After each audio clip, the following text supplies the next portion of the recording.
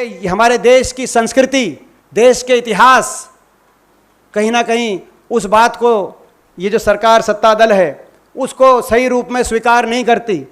देश की संस्कृति, देश का इतिहास, स्वतंत्रता संग्राम, जिन सिद्धांतों पे देश की स्थापना हुई, उन चीज़ों को नहीं मानते, विदेशों को ज़्यादा मानते हैं और विदेशों से नए नए तजुर्बे लेके आते हैं। इनको विदेशी तजुर्बे लेके हिंदुस्तान में आने की बीमारी लग गई है।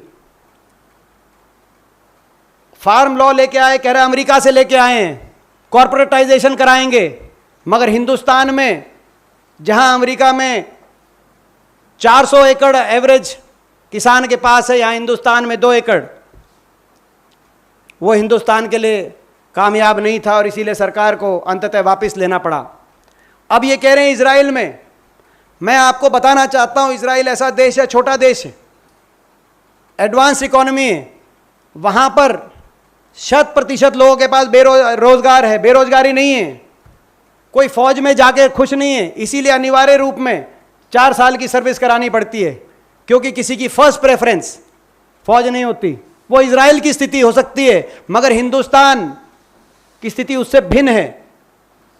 हिंदुस्तान में इस सरकार की बदौलत आज 75 साल के इतिहास में सबसे ज्यादा बेरोजगारी आज हमारे देश में, और राष्ट्र प्रेम और देशभक्ति की भावना हिंदुस्तान के नौजवान में कूट कूट के भरी है। इसीलिए फौज, करोड़ों नौजवानों के लिए फौज में जाकर देश की सेवा करना सबसे पहला लक्ष्य होता है उनके जीवन का। इसीलिए आपको अनिवार्य, जो बाकी देशों में जहां जाके खुश नहीं है, इसीलिए अनिवार्य करके, क्योंकि वहां पे एडवांस इकोनॉमीज हैं, वहां पे आपको 4 साल में, तो वहां की और हिंदुस्तान की परिस्थिति में बहुत बड़ा फर्क है। और हिंदुस्तान का पड़ोस आप देखिए, चीन 2.5 मिलियन की उनकी फौज है, हमारी 1.4 मिलियन की फौज। चीन की देखिए स्थिति, पाकिस्तान की देखिए स्थिति, रूस की आप सेना का मामला, रूस की सेना की जो पद्धति है वो देखिए। ये इजराइल से कहाँ से ले आए? पहले अमेरिका से ले आए थे। किसानी के कानून नियम अमेरिका के आधार पे बनाएंगे हिंदुस्तान के। आप हिंदुस्तान को क्यों नहीं समझ रहे?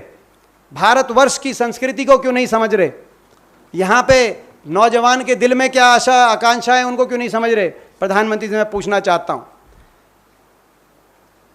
तो ना तो ये हमारे युवाओं के भविष्य के हक में, ना राष्ट्र की सुरक्षा के हक में, ना राष्ट्र के हक में,